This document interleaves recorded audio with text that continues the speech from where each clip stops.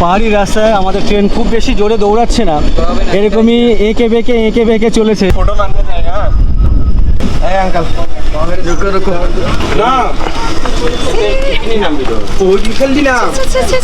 সামনে যে rail line, আমরা ওদিক দিয়ে এলাম, পাহাড়টাকে ঘুরে এলাম। ওয়াও, এই ট্রেনে দুখানা ইঞ্জিন, সামনের ইঞ্জিন হচ্ছে টানছে আর পেছনের ইঞ্জিন ঠেলছে। এটা আমার জানা ছিল না। হ্যাঁ ওটাই। বেশ টাটকা ফল কেটে নিয়ে এসছেন দিদি, ট্রেনে উঠেছেন। এটা হচ্ছে নিউ হাফলং স্টেশন, আর স্টেশনটি হচ্ছে একেবারে পাহাড় আর জঙ্গলের মাঝে। এখানে মানুষজনদেরকে এইভাবেই নামতে হচ্ছে। পাহাড়ি এরিয়াতে সে ট্রেন লাইন হোক আর রাস্তার হোক, সব জায়গায় কিন্তু মানুষজনদেরকে অনেক দুর্ভোগ পোয়াতে হয়। বাও, পাহাড় কেটে তার মাঝখান দিয়ে এইভাবে রাস্তা। মজাদার জার্নি হচ্ছে, কিন্তু বেশ ভালো লাগছে। তোমাদের বাড়ি কোথায়? বাড়ি এখানেই। থ্যাংক ইউ কোম্পানি দেওয়ার জন্য, ধন্যবাদ। স্কুলের মাস্টারমশাই উনি হাফলং থেকে উঠেছেন। পেছনেই শিলচর রেলওয়ে স্টেশন। ওপারে ঘাট আছে, এপারে ঘাট আছে, কেউ স্নান করছে, কেউ মাছ ধরছে দেখতে পাচ্ছি। এটা হচ্ছে ভৈরব মন্দির। ভৈরব মন্দির ডলু। এখানকার ম্যাক্সিমাম মানুষ কিন্তু সিলেটের মানুষ। ওই 71-এর আগে মানে পাকিস্তান পিরিয়ডে সবাই চলে এসেছিলেন। কাঁচা লঙ্কা শেষ হয়ে গেছে, নেই এখানে। শুকনো লঙ্কা আর কি ভেজে দিয়েছেন, আর প্রত্যেকটা টেবিলে দিচ্ছেন আর কি। বুঝতে পারেন তো, বলতে হবে না। বুঝি ভালো। হ্যাঁ, বই আছো এনে জিরোনি লই আছো ইটা। ও এখানে বসে বসে ওকে আদর করছে, আর ওর ভাই বোন দাদাদেরকে ঠিক সামনের যে এই যে চালাটা আছে এখানে কাটা হচ্ছে। এটাকে কি বলেন আপনারা? মেখলাই কয়। মেখলা। মেখলা। আমি নিচে তাকাতে পারছি না, তার কারণ হচ্ছে নিচে তাকালে ভয় লাগছে। এখন তো বাধা দিতে পারবো না, বাধা দিতে গেলে আমাকে মেরে বার করে দেবে। মেখলা পরলে এই গামছাও কি লাগাতে হয়? রেডি তো সবাই? ওয়েলকাম টু মা কামাখ্যা দেবালয়া। প্রচণ্ড গরম লাগছিল, বৃষ্টি হওয়াতে একটু স্বস্তি মিলছে। যারা এদেরকে পুজো দিতে নিয়ে এসেছিলেন তারা অনেক মায়াবী বা মানবিক মানুষজন। কলকাতা পাইছা? হ্যাঁ, এইবিলাক কি ছাগল চাইছো আর কি কি পিন্ধিছা কাপোৰ, এইবিলাক খুদিবলৈ দিছে কলকাতা পাই।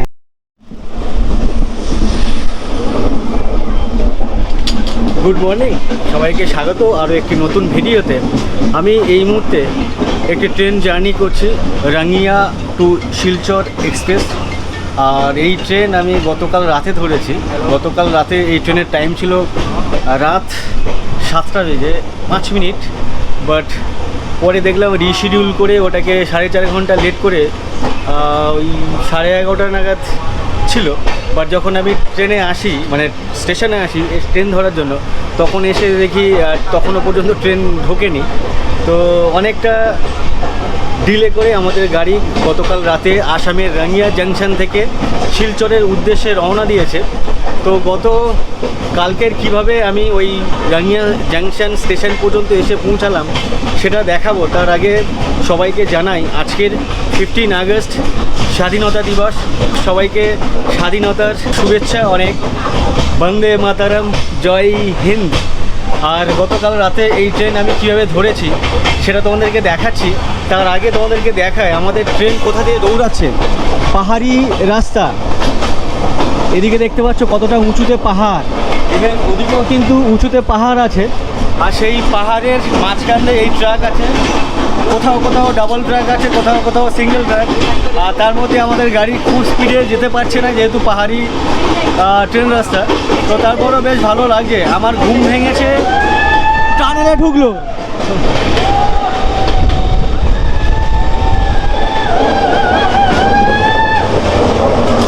তো আমার যখন ঘুম ভাঙে এরকম চিৎকারে ঘুম ভাঙে। অ্যাকচুয়ালি এই নিয়ে মনে হয় 4-5টা টানেল ক্রস করছে, আমি এক্স্যাক্ট বলতে পারবো না কতগুলো টানেল ক্রস করলো।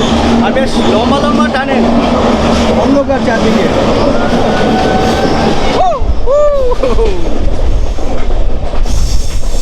তো এই ধরনের টানেল বেশ কয়েকবার পার করেছে।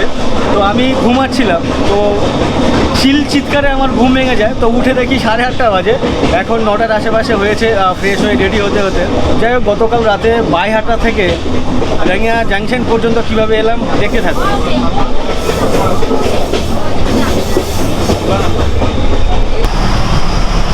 এখন রাত 11:15 বাজে। আমার ট্রেনের টাইম আছে 11:30। সামনে যে স্টেশন, সেই স্টেশনের নাম হচ্ছে রাঙ্গিয়া। আসামেরই একটি স্টেশন, জাংশন স্টেশন।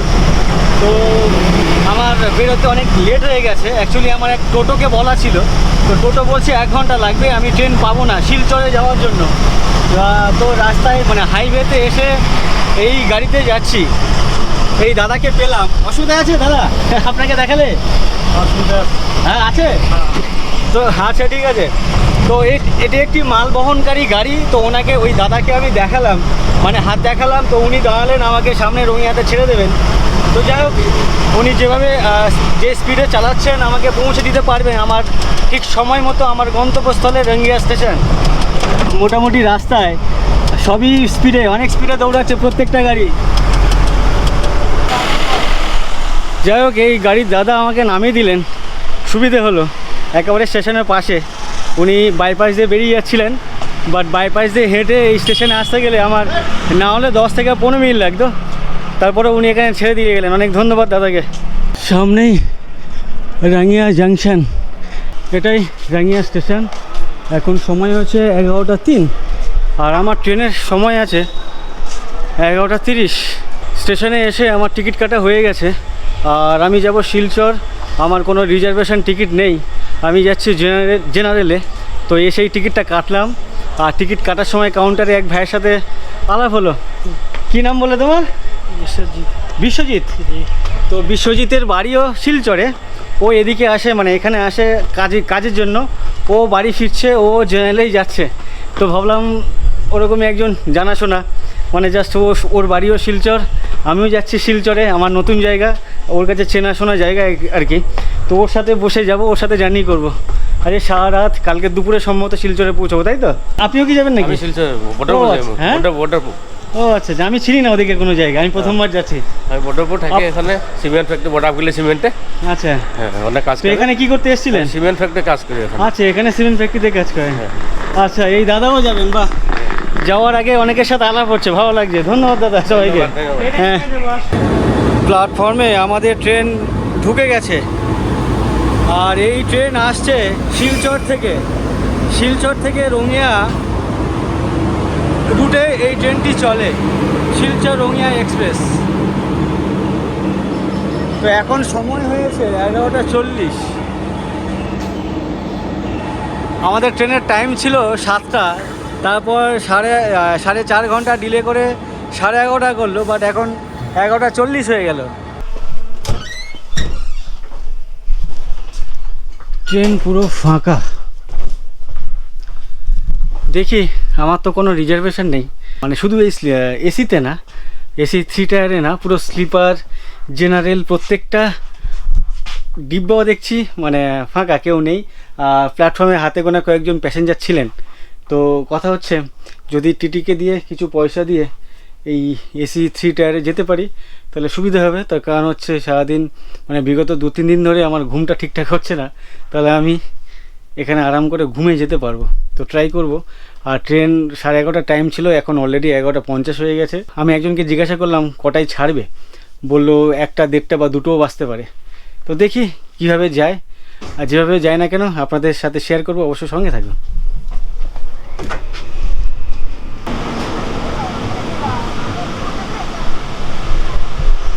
ফাইনালি আমাদের ট্রেন ছাড়লো রাঙ্গিয়া স্টেশন থেকে, এখন 11টা 54 হয়েছে। তো শিলচর পৌঁছতে পৌঁছতে কালকে দুপুর ঘুরে বিকেল হলেও হতে পারে। বেশ আঁকা বাঁকা রেল পথ ধরে আমাদের ট্রেন খুব জোরে দৌড়চ্ছে না, খুবই ধীমি গতিতে দৌড়াচ্ছে। আর এরকমই পরিবেশ, ঘুম থেকে উঠেই বাইরে দেখি এক অসাধারণ পরিবেশ। আর সেই পরিবেশ দেখতে দেখতে আমাদের যে জার্নি সেটা বেশ ভালো লাগছে। আর সামনে যদি দেখায়, সামনে খাদ আছে, দূরে ছোট পাহাড় আছে, তার পেছনে আরও বড় বড় পাহাড়, আর এরকমই সবুজ প্রকৃতি, মন ভালো করে দেওয়া প্রকৃতি, দেখতে বেশ অসাধারণ লাগছে। ওয়াও!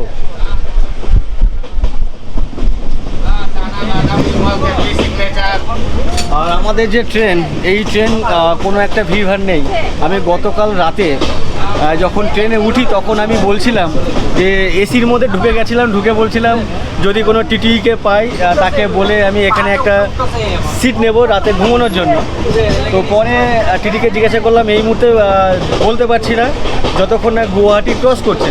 তো গুয়াহাটি ক্রস করতে তখনও অনেকটা সময় লাগতো, যার জন্য আমাকে দু একজন বললো দরকার নেই, তুমি জেনারেলে চলে যাও, জেনারেলে কিন্তু ঘুমোতে পারবে। তো এসে দেখলাম সত্যি জেনারেল একেবারে খালি ছিল। আমি এখানেই শুয়েছিলাম সারা রাত। গতকাল রাতের ঘুমটা অসাধারণ হয়েছে। ট্রেনে প্রথমবার এত ভালো ঘুমিয়েছি, মানে গতকাল রাতে। বা এখানকার নাজারা দেখাও।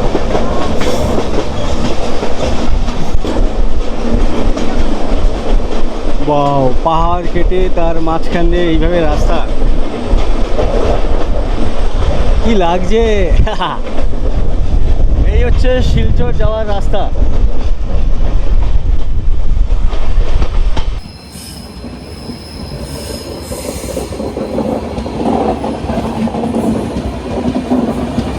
আমরা একটু আগে ওদিক দিয়ে এলাম, তাই তো? হ্যাঁ, আচ্ছা, ওখান থেকে থেকে ঘুরে ডাইরেক্টলি ঘুরে হয়ে আসবে। আচ্ছা, মানে ডাইরেক্টলি উঠতে এই যে পারবে না। এই যে ট্র্যাকটা, হ্যাঁ, এই ট্রেকটা দেখা দাও। হ্যাঁ, এই যে সামনে যে রেল লাইন, আমরা ওদিক দিয়ে এলাম, এসে ঘুরে ঘুরে পাহাড়টাকে ঘুরে এলাম। বাও, তো এটা বেশ মজাদার জার্নি হচ্ছে, কিন্তু বেশ ভালো লাগছে। তোমাদের বাড়ি কোথায়? বাড়ি এখানেই। আসামে? শিলচরে কি আছে? না, আমি হাফলং যাবো কামে। আচ্ছা, হাফলং সামনে যে স্টেশন ওখানে পাওয়া যায়। কাছে আছে। আর এখানে কোথায়, কোথা থেকে উঠলে? হুজাই। হুজাই থেকে? হ্যাঁ, আচ্ছা এমনি গুয়াহাটি থেকে উঠেছি আজকে, বাট আমার নিচের ঘর হুজাইতে, আচ্ছা, মানে লোকেলে এখানে। বুঝতে পেরেছি। তো এখানে বহুত আশা হয়, এর লেগে আরো বুঝাইলাম। আর মাসটে ট্রেনটা আমার তখন ওই দিকে ঘুরবে আরো পাহাড়টা। আচ্ছা, পুরো এইভাবে ঘুরবে না? হ্যাঁ, এভাবে ঘুরে ঘুরে উঠেছে। আচ্ছা, এই যে সামনে পাহাড়, এই পাহাড়টাকে জাস্ট ঘুরতে ঘুরতে এই ট্র্যাক আছে বা আমাদের ট্রেন উঠবে। ওয়াও, এই যে ওই যে রাস্তা। এই যে দূরে দেখা যাচ্ছে ট্রেন লাইনটা, ওই যে দূরে ঘুরছে, আরও ঘুরবে, ওগুলোর পেছন থেকে ঘুরবে না? আর ট্রেন কীভাবে দেখো, তোমার বুকদা পাবে আরো। হ্যাঁ, দেখো পিছিয়ে সামনে দেখাতে পারো। এই দেখো। আর পাহাড়ি রাস্তায় আমাদের ট্রেন খুব বেশি জোরে দৌড়াচ্ছে না, এরকমই এঁকে বেঁকে চলেছে। সামনে পেছনের বগিগুলো দেখা যাচ্ছে, ইভেন সামনের যে ইঞ্জিন সেটাও কিন্তু পরিষ্কার বোঝা যাচ্ছে। সামনে পেছনে দুদিকে না?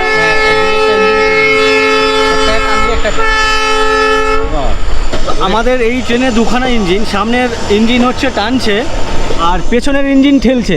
এটা আমার জানা ছিল না, তাই কি? হ্যাঁ, ওইটাই চিন্তা দেখাতে পারবে পুরো ট্রেনে। ওই দেখো ইঞ্জিনটা, ওই যে পেছনের ইঞ্জিন। আমাদের ট্রেন সামনে টানেলে ঢুকছে, সামনের ইঞ্জিন দেখা যাচ্ছে, এদিকে আমাদের তেল দেখা যাচ্ছে ট্রেনের। বাহ, এই যে দৃশ্য, অসাধারণ দৃশ্য। আচ্ছা, এই যে টানেলে আমরা প্রবেশ করছি, এটা হচ্ছে 4 নম্বর টানেল। আচ্ছা, টানেল 4, 2012-তে। এই টানেলটা সম্ভবত 240 মিটারের আশেপাশে লেখা ছিল, বুঝতে পারলাম না। 239 মিটার, 2012-তে তৈরি হয়েছিল। আমরা এখন যে ট্রেন জার্নি করছি, এই শিলচর এক্সপ্রেসে, আগে টানেল ছিল কতগুলো? ছোট ছোট টানেল ছিল। কতগুলো ছিল? ছিল 5-10টা ডাব্বা নিয়ে চল। না, টানেল 37 ছিল। 37, আর এখন 22 চাপা। এখন 22। তো এই আগে 37টা টানেল আর এখন 22টা টানেল। কারণটা হচ্ছে আগে যে লাইন ছিল সেটা ছোট লাইন ছিল, সেটাকে চেঞ্জ করে এই লাইনটা নতুন করা হয়েছে, যার জন্য এখানে বড় বড় টানেল 22খানা আছে। আর পুরনো যে ট্র্যাক ছিল সেখানে 37খানা টানেল ছিল। একটা টানেল পাবে, হ্যাঁ, জাস্ট হাফলং পার হয়েই পাবে টানেলটা। টানেলটা আপনার বহুত বড় থাকবে, মিনিমাম 9.8 কিলোমিটার থাকবে। 9.8 কিলোমিটার সময় ঢুকবে তুমি। আমি তো লামে যাবো হাফলং, তো আমার হাফলং কাম ছিল, তো লামে যাবো। তুমি হাফলং থেকে জাস্ট স্টেশন থেকে নামবে, নামার পরে দেখবে 9 কিলোমিটার লেখা থাকবে 9 নম্বর বুক টানেল। 9.6 কিলোমিটার এমনি থাকবে, আর অফকোর্স এমনি থাকবে, আমি ভুলে গেছিলাম। আচ্ছা, আচ্ছা, বাট দেখতে মানে বহুত সুন্দর, ট্রেনটা পুরো ঢুকে যাবে, তাও শেষ হবে না। বুঝতে পেরেছি, মানে বহুত অ্যামেজিং। বুঝতে পেরেছি। তো যাই হোক, অনেক কিছু ওই ভাইয়ের থেকে জানতে পারছি, অনেক ধন্যবাদ ভাই। তোমার নাম কি? আমার নাম রাহুল। রাহুল? হ্যাঁ, রাহুল ফেসবুকে পাওয়া যাবে, রাহুল দাস। আমার রাহুল ডেক্স করে, ইনস্টাতে পাবে রাহুল ডেক্স করে। আর কি ভিডিও বানাও? ভিডিও এমনি ব্লগ, ছোটো ছোটো আচ্ছা, ব্লগ। ছোট ব্লগ বানাও। বাট কামে ছোটো সব বিজি থাকি, তো ব্লগ করা যায় না। আচ্ছা। বাকি আসামে আসবে, বহুত ঘুরে যাবে। আসাম বহুত সুন্দর জায়গা। একবার আরও আসবে, একবার নর্থ ইস্ট মানে 7 সিস্টার বলে শিলং যাবে, আইজল যাবে, মিজোরাম যাবে, সব সুন্দর জায়গা। মিজোরাম দেখতে গেলে তোমার সিটি নট ফর হরন, হরন কোনো দিনই বাঁচবে না। আচ্ছা সিটি মানে এত ভালো সিটি, কোনো দিন হরন বাঁচবে না গাড়িতে। ভাই আমাকে বলছে সামনে একটি ব্রিজ আছে বলে, যেখানে সুসাইড করে পাখি এসে। ওইটা বলে জাটিঙ্গা। হ্যাঁ, জাটিঙ্গা। জাটিঙ্গা। হ্যাঁ। জাটিঙ্গা বলে একটি কোনো প্লেস আছে, জায়গা আছে, ওখানে নাকি বাইরের থেকে, বিদেশ থেকে পাখি আসে, সেপ্টেম্বর বা- অন্যান্য দেশ থেকে আর কি পাখি আসে, ওখানে এসে সুসাইড করে। এটা এখনো করে কি? এটা কি এখনো করে? এখনো করে না? ওখানে করে একটা প্রোগ্রাম আছে सितंबर বা অক্টোবরে। हाँ, सितंबर অক্টোবরে প্রোগ্রাম হয়। उसमें নিজে আসে, ও বাইরের দেশের থেকে আসে নিজে যে সুইসাইড করে দেবে। সুইসাইড কারণটা কি জানি না, বাট তারা সুইসাইড করে। আর আগের দিনে ঝামেলা মানুষে বলে যে সুইসাইড করে, ওখানেই সুইসাইড করে। আমাদের সামনের আরেকটি স্টেশন চলে এলো, মাহুব না মাহুর, আচ্ছা সরি মাহুর। আচ্ছা, এখানে যে ট্রেন প্ল্যাটফর্ম, সেখান থেকে ট্রেনে চড়তে গেলে বেশ অনেকটা উঁচুতে চড়তে হবে, অনেকটা উঁচুতে। আর তখনই এই সিঁড়িগুলো কাজে লাগে। মাহুর স্টেশনের ঠিক মাঝখান বরাবর ওদিকে দেখতে পাচ্ছি এখানকার হাইওয়ে। বাহ, খুব সুন্দর লাগছে। আর এই স্টেশনে দেখতে পাচ্ছি বেশ কিছু প্যাসেঞ্জার আছে। व्यू इधर फोटो मारने जाएगा। रुक ना, हम थोड़ा लेते हैं। उधर में बहुत सामने पहुंच जाता है, पार कर लेगा। उठिए उठिए, ए अंकल रुको रुको, हाथ छोड़ने नहीं चाहिए। जाइए आराम से।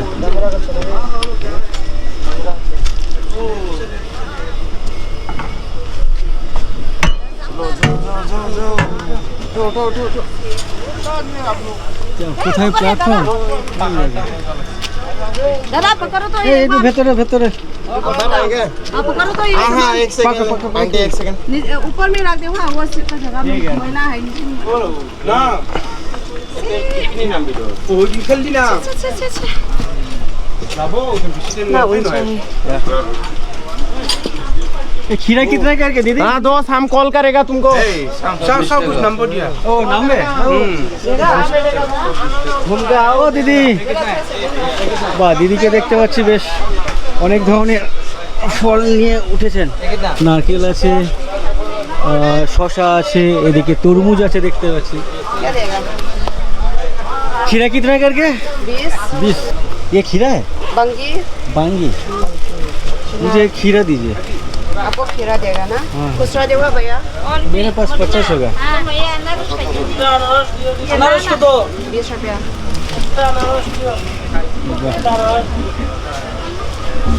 বেশ টাটকা টাটকা ফল কেটে নিয়ে এসছেন দিদি, ট্রেনে উঠেছেন।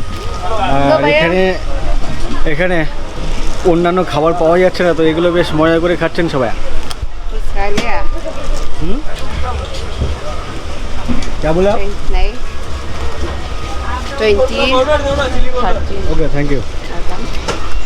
সামনের যে স্টেশন, এটা হচ্ছে নিউ হাফলং। আর এই যে স্টেশন একেবারে জঙ্গলের মাঝখানে বলা যায়। মানে এখান থেকে যে টাউন, নিয়ারেস্ট টাউন হচ্ছে হাফলং টাউন, বাট সেটা নাকি এখান থেকে অনেকটা দূর, গাড়িতে ভাড়া লাগে 500 টাকা। আর আশেপাশে কোনো ভিলেজ বা গ্রাম টাম নেই, তাই তো? এটা হচ্ছে নিউ হাফলং স্টেশন। আর স্টেশনটি হচ্ছে একেবারে পাহাড় আর জঙ্গলের মাঝে। আশেপাশে মানে নিয়ারেস্ট টাউন হচ্ছে বেশ অনেকটা দূরে। এখান থেকে এক ভাইয়ের সাথে কথা বলছিল প্রায় 500 টাকার আশেপাশে ভাড়া লাগে।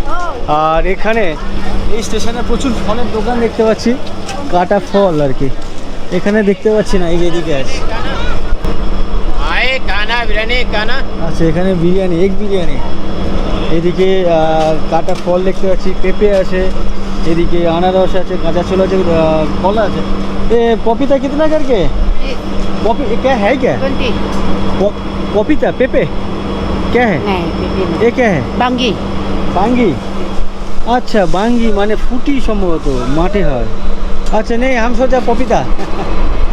আর এখানে এক দাদা, আমি দূর থেকে দেখছি এগুলো আপেল আপেল লাগছে, বাট এ কাছে এসে দেখছি এগুলো ডিম।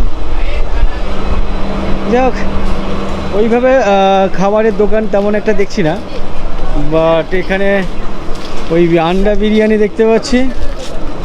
তার সাথে সাথে বিভিন্ন কাটা ফল আছে। তো পাহাড়ি স্টেশন দেখতে বেশ ভালো লাগছে, ভালো লাগছে আর কি।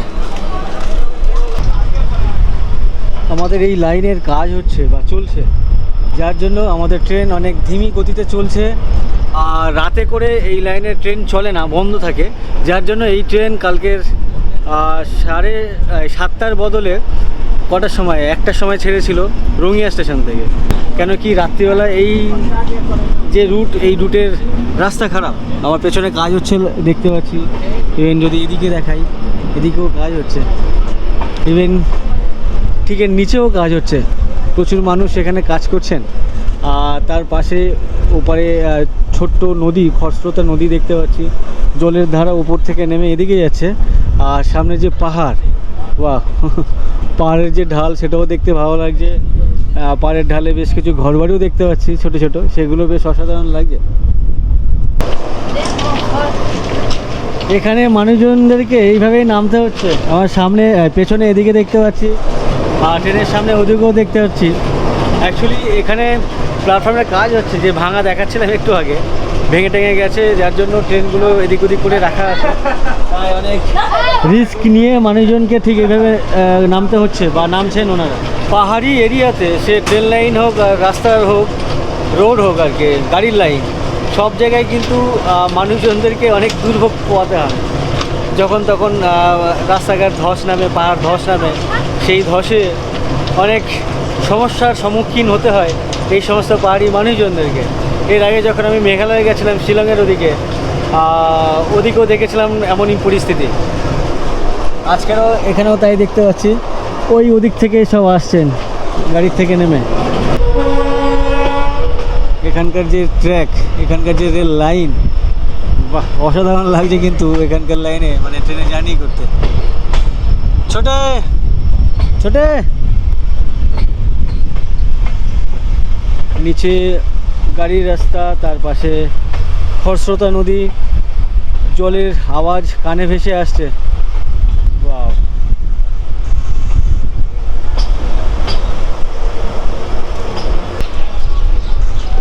এই যে স্টেশন, এটা হচ্ছে বদরপুর স্টেশন। এই স্টেশনে আমাদের ট্রেন 15 থেকে 20 মিনিটের ওপরে দাঁড়িয়েছিল। তো আমরা একটু আগে ওদিক থেকে, মানে ডান দিক থেকে ওদিকে যাচ্ছিলাম, হঠাৎ করে ট্রেন দেখি আবার পেছনের দিকে যাচ্ছে, বুঝতে পারছি না শিলচরটা কোন দিকে। এই যে এটা হচ্ছে Badarpur station.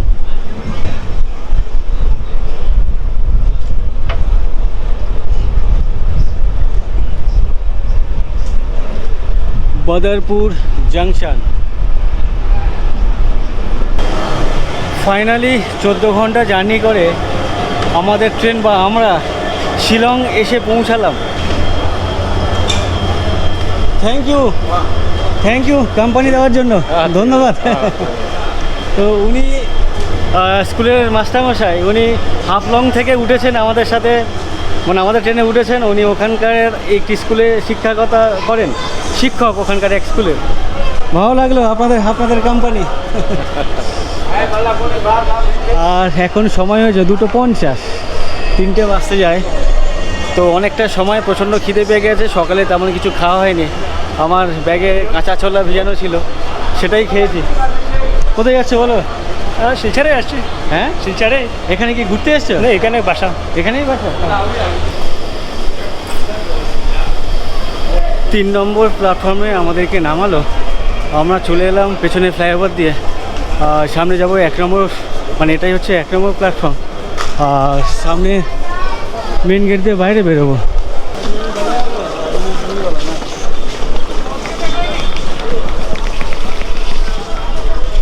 Welcome to Silchar.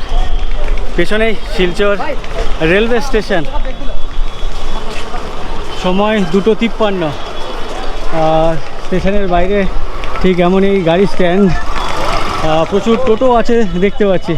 আমার ডান দিকে, ইভেন আমার বাঁ দিকে প্রচুর টোটোর লাইন।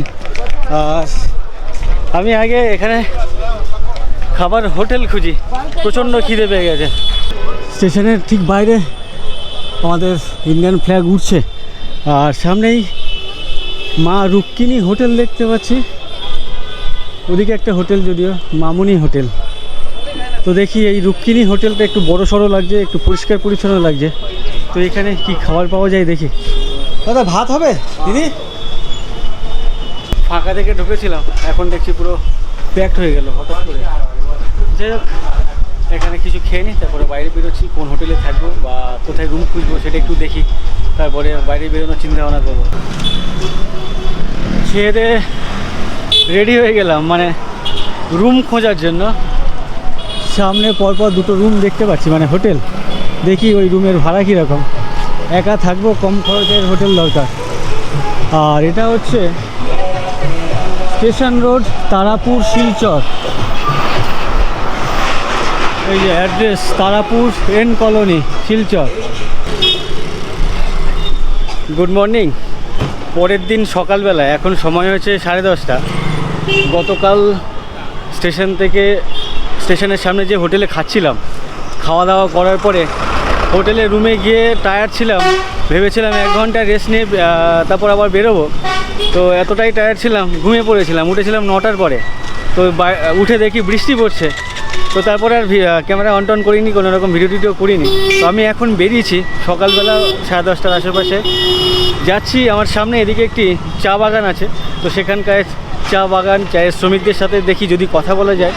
তো আমি ওটা গুগল ম্যাপে দেখেছি, এখান থেকে 18-20 কিলোমিটারের ডিস্টেন্স। বাট আমি এখানে পেছনে অনেককে জিজ্ঞাসা করলাম এক্স্যাক্ট কীভাবে যেতে হবে, কেউ বলতে পারছে না। কেউ বলছে এদিকে, কেউ বলছে ওদিকে। অনেকেই না বললো যে আমি জানি না। তো এখন ট্রাই করছি কীভাবে যাওয়া যায় সেটা জানার জন্য।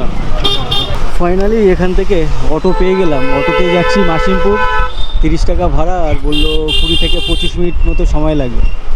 তো বেশ অনেকক্ষণ আর কি ঘোরাঘুরি করতে হলো, অনেককে জিজ্ঞাসা করতে হলো, অনেক অটোকে জিজ্ঞাসা করতে হলো যে যেখানে যাচ্ছি ওখানে যাবে কিনা। তো ম্যাক্সিমাম অটো নাই করছিল।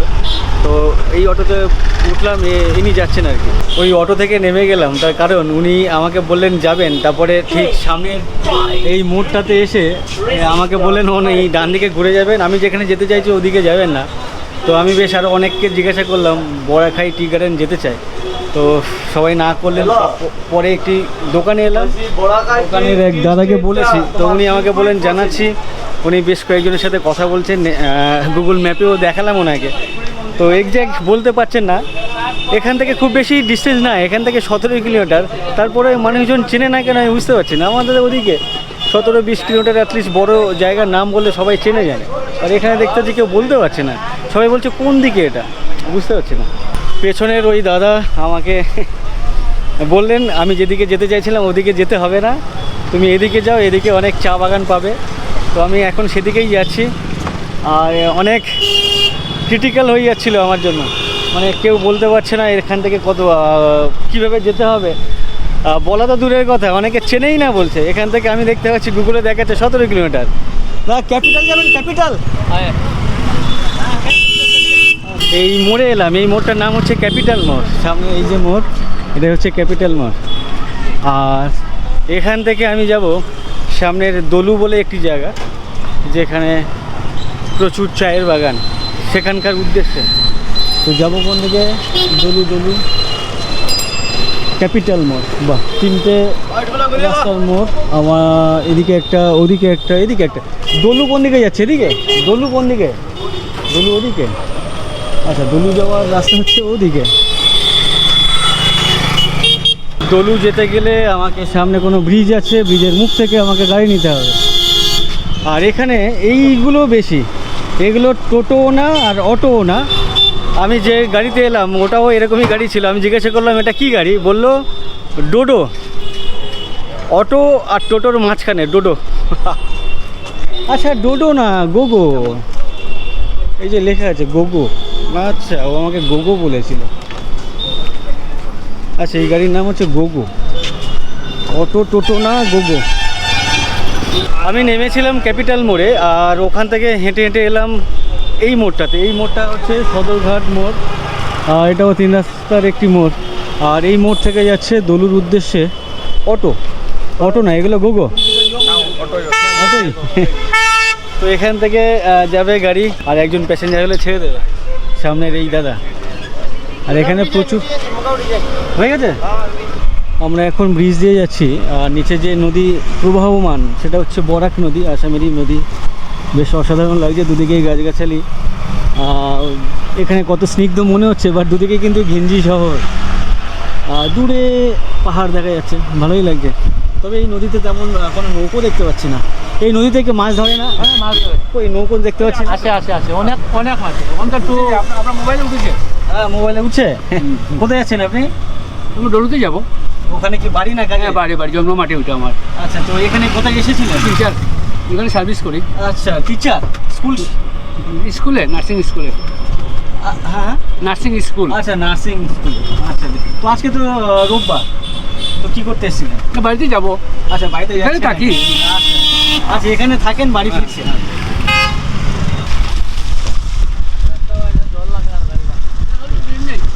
আমরা এখন মহাসড়ক দিয়ে যাচ্ছি, আসামের মহাসড়ক। এই রাস্তা কতদিন ধরে খারাপ? শিলচর সৌরাষ্ট্র হয়েছে কত দিয়ে প্রায় বছর 2 বছর না? বছর 2 বছর। আর উনি বলছেন পাশে অন্যদিকে জাতীয় সড়কের কাজ হচ্ছে নতুন। হবে ওই যে এয়ারপোর্ট হলে হবে। আচ্ছা, এয়ারপোর্ট হলে হয়। Greenfield airport. আচ্ছা আচ্ছা। ও, গ্রিনফিল্ড ইন্টারন্যাশনাল এয়ারপোর্ট ডলু। সামনে দলু বলে একটি জায়গা আছে যেখানে Airport হবে। গ্রিনফিল্ড ইন্টারন্যাশনাল এয়ারপোর্ট হচ্ছে আর কি। হবে আর আচ্ছা, হবে, কাজ শুরু হয়নি? জায়গাটা ক্লিয়ার। আচ্ছা, জায়গা কেনাকাটি বা মাপজোক হয়েছে, তো এখন শুরু হবে। তারপরে ওই নতুন একটা মহাসড়ক বা জাতীয় সড়ক আর কি বানানো হবে, তখন এটা বন্ধ হয়ে যাবে। বন্ধ হবে মিন্স চলবে, লোকালি এয়ারপোর্ট রোড হবে। আচ্ছা, মানে এই গাছের ওপর দিয়ে? হ্যাঁ, এই যে উপরে, এই যে উপরে দিদা আছে, ছোট চারা গাছ আছে। ওই যে ওপরে আগে রাস্তা ছিল, গিয়ে ওই দিকে গিয়ে আগে রাস্তা ছিল আগে ছিল এটা। পুরো একদম আদি না, middle এ। খাড়াই ছিল আর কি। খাড়া এইরকম গিয়ে। মানে গাড়ি ঘোড়ায় গেলে আপনাদেরকে নেমে যেত তো গাড়ি থেকে? না, যেতাম মানে আস্তে আস্তে ওই দিকে গিয়ে হুম। ওই যে এই যে ডাউন নেমেছিল। হ্যাঁ, এই যে ডাউন নেমেছিল। বুঝতে পেরেছি। এই তো- আমরা ডলুর টি স্টেট স্টার্ট হয়ে গেল। এই যে আচ্ছা, দলুর টি স্টেশন। হ্যাঁ, স্টার্ট হয়ে গেল। আচ্ছা আচ্ছা।